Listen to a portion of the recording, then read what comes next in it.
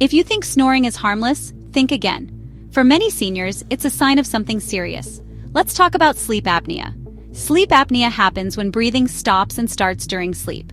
It can cause loud snoring, choking, or even gasping for air. Many people feel tired all day, even after a full night's sleep.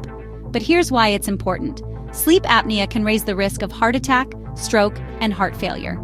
If you notice these signs, try encouraging your loved one to sleep on their side, not their back. But don't stop there. See a sleep specialist for help. Treatments like a CPAP machine can make a big difference. Snoring can be dangerous. Get it checked today. Share this to help someone sleep better and live longer.